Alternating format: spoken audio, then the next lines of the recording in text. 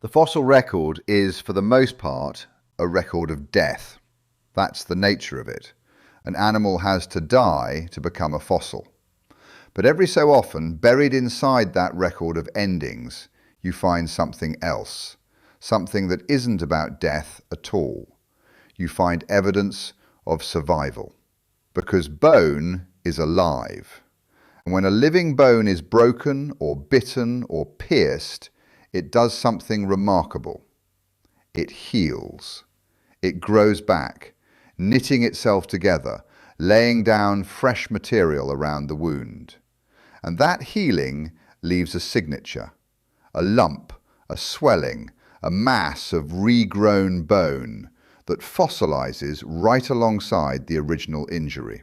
Which means that when a paleontologist finds a horrific wound on an ancient skeleton, they can tell instantly whether it killed the animal or not. If the wound is clean and sharp, the animal died.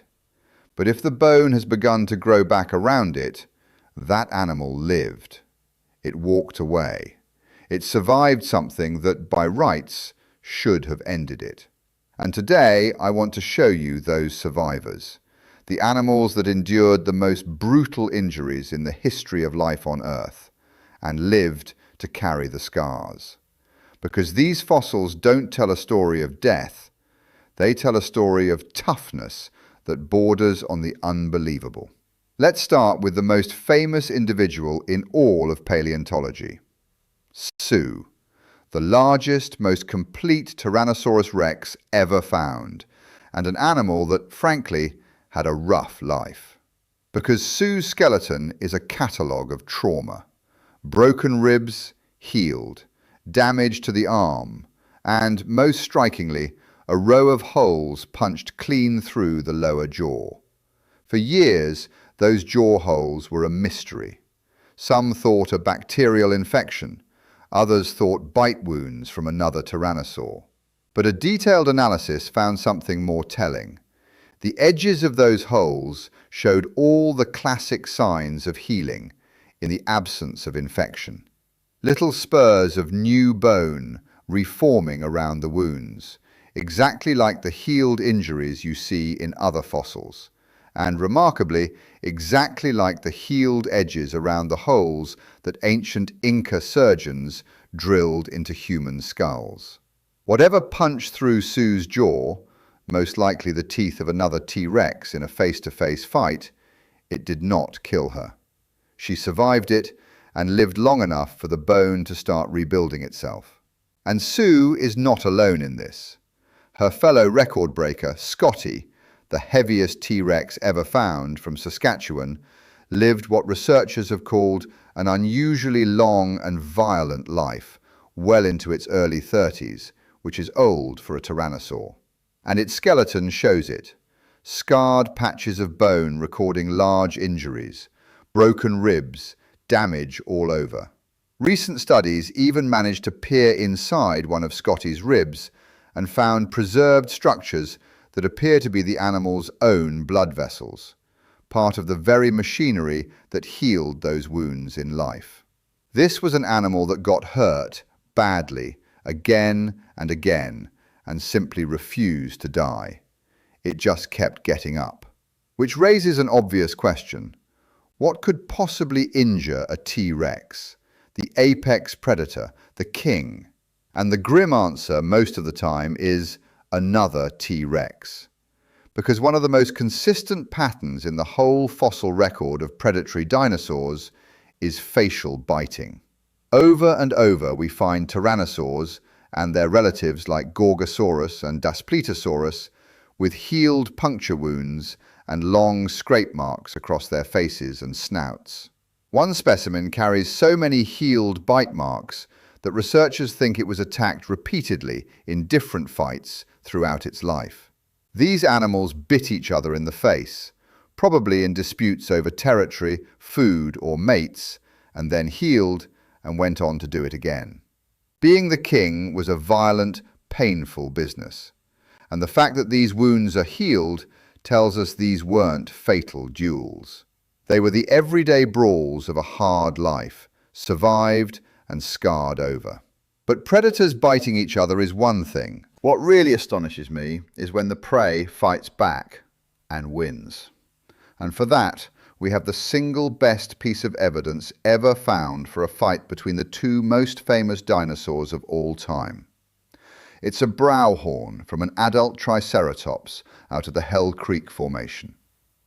The tip of the horn is broken off and missing, and on the horn, and on a piece of the frill from the same animal, are a series of deep, round tooth marks. Marks that match perfectly the teeth of an adult Tyrannosaurus rex.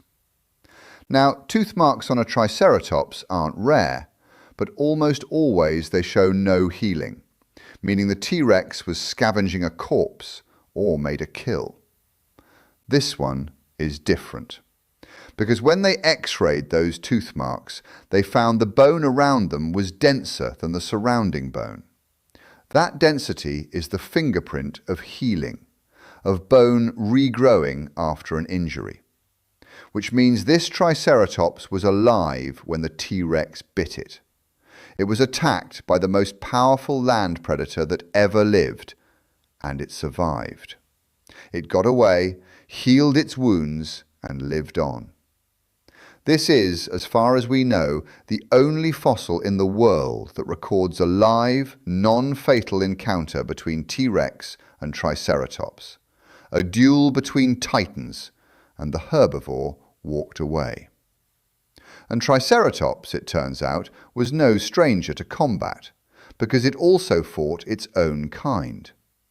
A study of Triceratops skulls found healed wounds clustered in very specific places, around the eyes, the ears, and the base of the frill. And that's exactly where you'd expect to get hit if two Triceratops locked horns and shoved head to head, the way modern deer and antelope do. The frill, it seems, wasn't just for show. It was armour, taking the hits, and the healed damage across so many skulls proves these animals were ramming each other constantly and surviving it. That great bony frill was a shield, and it did its job. And the herbivore's toughness didn't stop at horned dinosaurs. There's a duck-billed Edmontosaurus, again from Hell Creek, with a large chunk of its tail bearing the unmistakable bite of a tyrannosaurus. A huge piece of the tail is simply gone, sheared away, and yet the wound healed. This animal was grabbed by the tail by a T-Rex, tore itself free, losing a piece of itself in the process, and lived. The scar tissue proves it. Somewhere, 66 million years ago, a duck-billed dinosaur escaped the jaws of a T-Rex and limped away to heal. It's the first clear case of a healed dinosaur wound ever described, and it tells us these hunts were far from a sure thing. Sometimes dinner fought back and won. And it's not just the giants. Perhaps the most astonishing survival story of all belongs to a horned dinosaur, a ceratopsian, that researchers found had survived a broken neck. Sit with that. A broken neck, an injury that is very often instantly fatal, and even when it isn't, tends to leave an animal paralyzed and helpless, which in the wild is a death sentence. And yet this individual's neck vertebrae show the break and show it healed. Somehow this animal broke its neck and not only didn't die, it recovered and lived on long enough for the bone to fuse back together. How it survived the recovery period, vulnerable and impaired in a world full of predators, we genuinely don't know. But it did. Now, I've focused on survival against violence, but the fossil record also shows animals surviving their own failing bodies. And here's where an old friend of this channel comes back. Dilophosaurus. In an earlier video, I told you it holds the record as the most injured theropod ever found. One specimen with 8 separate damaged bones, most of them in the arms. Fractures, tumours, deformities, the works. And the crucial detail is that so many of those injuries show healing. This animal was, in effect, working through chronic pain and disability, possibly unable to use one arm properly. And it kept living, kept hunting, kept surviving in one of the harshest worlds imaginable. It adapted. It compensated. It endured. And that word, endured, is really the heart of all this. Because what these fossils reveal is something you'd never guess from a clean museum skeleton. These animals lived hard lives. They were bitten, gored, broken, infected, and worn down. And a startling number of them just kept going. When scientists survey the fossil record, they find evidence of serious healed injuries in a meaningful percentage of species. A hidden epidemic of survived trauma written into the bones. And I find something genuinely moving in that. Because a healed injury is more than a medical curiosity. It's evidence of time, the time it took to recover. And often, it's quiet evidence of something more. Because an animal that survives a devastating injury, a broken neck, a shattered leg, a lost chunk of tail, has to make it through a long, vulnerable recovery when it can't hunt well, can't flee well, can't defend itself. And in some social species, the survival of such badly injured individuals hints that they may not have been entirely alone, that the herd or the pack gave them the cover or the time they needed to heal. We can't always prove it, but the healed bone raises the possibility. So the next time you see a towering dinosaur skeleton in a museum, clean and perfect and posed, look a little closer.